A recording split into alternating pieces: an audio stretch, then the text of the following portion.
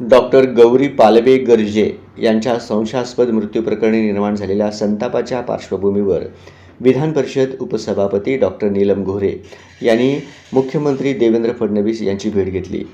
या भेटीस पीडितेचे आईवडील तसेच प्रख्यात सामाजिक कार्यकर्त्या अंजली दमानिया उपस्थित होत्या। भेटीनंतर माध्यमांशी बोलताना डॉक्टर गोऱ्हे यांनी आपल्या प्रकरणात गंभीर विसंगती असून त्या मुख्यमंत्र्यांच्या निदर्शनास आणून दिल्याचे सांगितले। तपासावर कोणताही दबाव नसल्याचे मुख्यमंत्री यांनी स्पष्ट केले असून कोणताही हस्तक्षेप सहन करणार नसल्याचेही त्यांनी ठामपणे सांगितले। डॉक्टर गोऱ्हे यांनी सांगितले की कुटुंबियांनी मांडलेल्या मुद्द्यानुसार ही आत्महत्या नसून खून असू शकतो असा संशय त्यांनी व्यक्त केला आहे।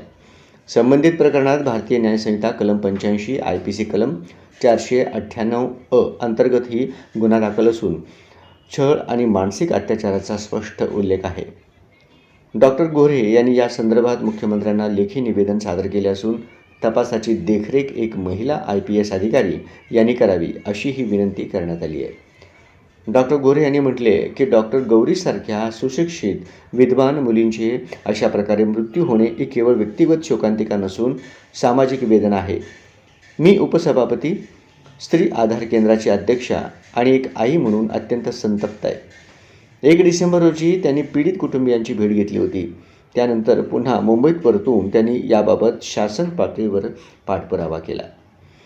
निवेदनात नमूद केल्याप्रमाणे डॉक्टर गौरी पालवे गर्जे यांच्या मृत्यूमुळे राज्यभर तीव्र दुःख व असुरक्षिततेची भावना निर्माण झाली आहे।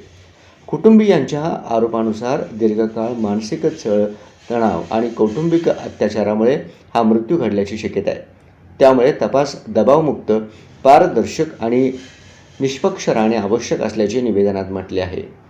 गेले काही दिवसापासून जे प्रश्न संपूर्ण तपासाच्या संदर्भात होते त्याच्याकडे माननीय मुख्यमंत्र्यांचं मी लक्ष वेधलं। आमच्यासोबत तिचे आईवडील डॉक्टर पालवे आणि तिची आई, त्याचबरोबर अंजली दमानिया प्रख्यात सामाजिक कार्यकर्त्या होत्या आणि त्यांनी तपासातल्या काही विसंगती लक्षात आणून दिल्या। एक लेखी निवेदन सुद्धा आम्ही त्यांना सादर केलं, ज्याची प्रत आम्ही तुमच्याकडे देतोय। त्याच्यामध्ये 498 सुद्धा गुन्हा दाखल झालेला आहे। तर ज्या प्रकारचा छळ तिचा होत होता तो पाहता ही केवळ आत्महत्या नसून खून आहे अशा प्रकारची भूमिका आणखीन निष्कर्ष तिच्या कुटुंबियांचा आहे। तर या संदर्भामध्ये एका उच्चस्तरीय महिला IPS अधिकाऱ्याला मी नेमतो, जेणेकरून ही देखरेख व्यवस्थित होईल।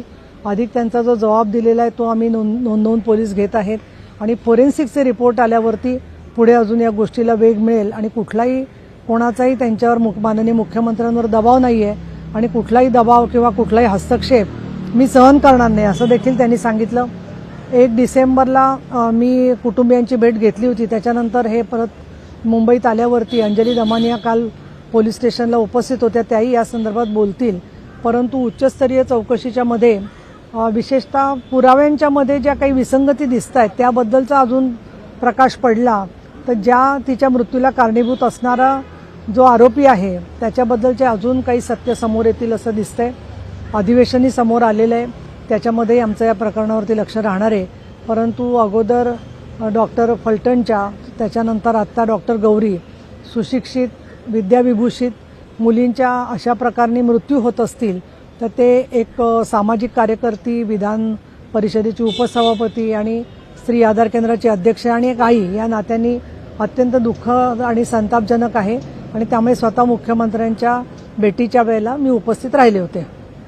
डॉक्टर गोऱ्हे यांनी प्रकरणात स्वतंत्र उच्चस्तरीय विशेष चौकशी समिती SIT नियुक्त करण्याची मागणी केली आहे। या समितीत वरिष्ठ पोलीस अधिकारी, महिला संवेदनशील संस्था, मनोवैज्ञानिक आणि कायदेतज्ञांचा समावेश करावा अशी मागणी आहे। चौकशीत कोणताही राजकीय हस्तक्षेप होऊ नये यासाठी स्पष्ट निर्देश द्यावेत अशी विनंती करण्यात आली आहे।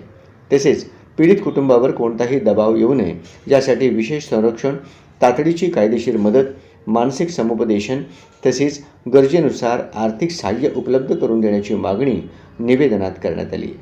प्रकरणाचा तपास कालबद्ध पद्धतीने म्हणजे 30 दिवसात प्राथमिक आणि 10 दिवसात अंतिम अहवाल सादर करण्याचे निर्देश द्यावेत अशी मागणी सुद्धा करण्यात आली आहे। तुमच्या मार्फत सगळ्या जनतेपर्यंत अनेक प्रश्न पोचावेत असं आम्हाला वाटतं, पण गेल्या 40 वर्षाचा माझा अनुभव पाहिला तर आरोपीशी संबंधित असणारे अनेक दलाल हे आम्ही काय माहिती घेतली याच्याच मागे टेहाळणी करत असतात। आणि त्यामुळे आम्ही काय काय बोललो हे तपशीलवार सांगणं मला योग्य वाटत नाही आहे.